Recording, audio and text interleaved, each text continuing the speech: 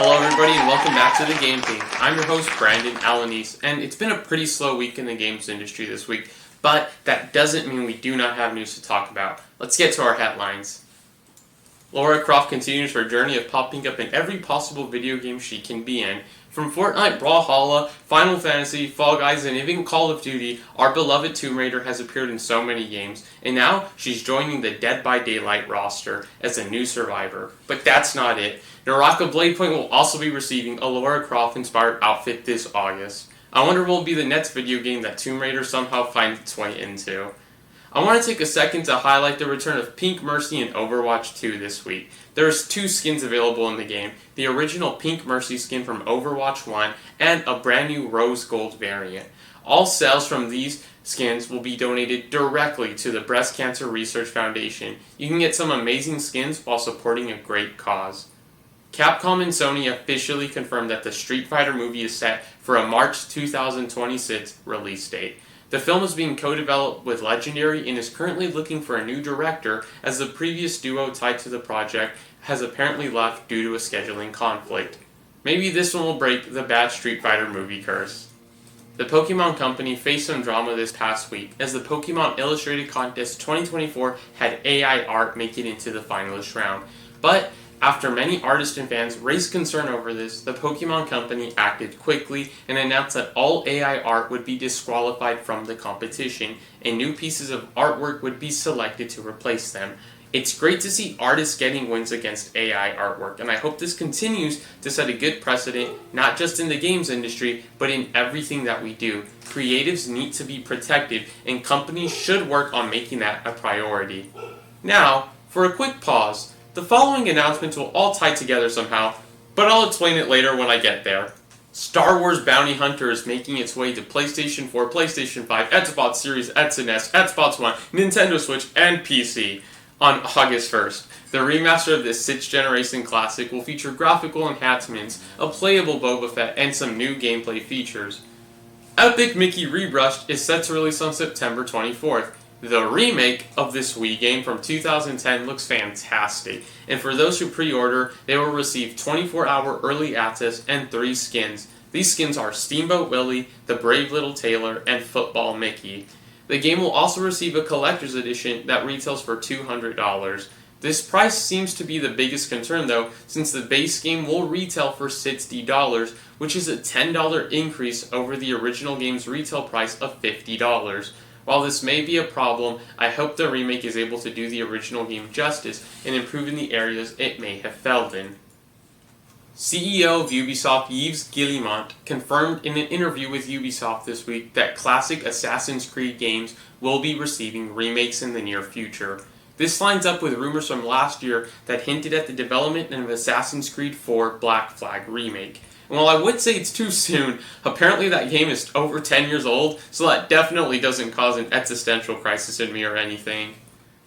And for our final headline, Dead Rising returns. Capcom announced Dead Rising Deluxe Remaster, which does not actually seem to be a remaster, but a remake of the original Dead Rising game that will bring this beloved classic that is somehow turning 20 years old in a couple of years, oh god, to modern day platforms. Not many details were shared, and while I thought we wouldn't be hearing any more news on this title anytime soon, Capcom actually announced a Capcom Next presentation set for next Monday that will have more information on the game. But that does leave us with a question. Why is Capcom calling this a remaster when this is looking to be a remake? Frank West has a new voice, the graphics are very different, and this is probably on the RE engine. Well, welcome to our segment that I'm calling Ports, Remasters, and Remakes, oh my. See, when a video game becomes a classic, publishers realize that there is money to be made, and what better way than bringing these titles to modern platforms? This can be done in a variety of ways. The port, the remaster, or the remake. So join me as we stare at this beautiful chart that I've made as I walk you through what exactly each of these things is. And maybe publishers can start understanding it a little bit better. The port is when a video game is taken from one console to another with little to no changes, or in some cases, downgraded. I have selected 3 Nintendo Switch titles to highlight this. The Batman Arkham trilogy sees the 3 original Arkham games ported to the Switch, with Arkham Knight seeing minimal downgrades. The Portal Companion Collection is the same thing with Portal and Portal 2. Donkey Kong Country Tropical Freeze shares basically the same performance on Switch as the Wii U, except with the added function of Funky Kong. All of these games are ports, not remasters. The remaster is when a game is brought forward to a new console with the expectation that it will have improved performance. This means the game will usually have the same geometry with upscaled textures, or in other words, using new tech to make old assets better. In Halo Combat Evolved Anniversary, the game's textures have been overhauled and you can literally switch to the old graphics with a button press. The Last of Us Remastered is the PS3 game with higher resolutions and textures that make it playable on PlayStation 4. Donkey Kong Country Returns HD is a remaster, not a port like Tropical Freeze, because it has new textures and a higher resolution. All these titles are remasters, not remakes. Remakes are when a game has been rebuilt from the ground up with new technology. While elements may be reused, such as music, performances, or even artwork, the use of new assets make this a new game. The Last of Us Part 1 does keep the same performances and music, but all the geometry and gameplay has been recreated from the ground up, making it a brand new game.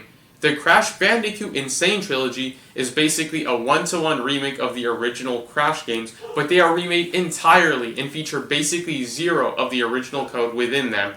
Remakes can go even a step further and change drastically. The Resident Evil remakes update their original games with modern gameplay and entirely new story and set pieces, but keep the original spirit of the game alive. Now, while some of these remakes may be a bit different, they are not reboots, which is a whole other thing that I am not going to be going into today. So, remember all those headlines that I said would tie into each other? Well, here it is. Star Wars Bounty Hunter is a remaster. In fact, a port of the PS2 version already exists on the PlayStation 4, for example. Epic Mickey Rebrushed is a remake, and we can see this easily with the redone cutscenes the trailers have shown. Ubisoft has now confirmed that the upcoming Assassin's Creed remakes are remakes, and I really don't need to go into any more detail over that. That leaves us with Dead Rising Deluxe Remaster, and while I don't believe it will be a remaster as the title suggests, I will wait till next week to place it on the correct spot of the port, remaster, and remake line. And with that, I hope to see everybody back here again next week as we wait to see what news the game industry holds for us. This has been The Game Ping. I'm your host, Brandon Alanis. See you soon.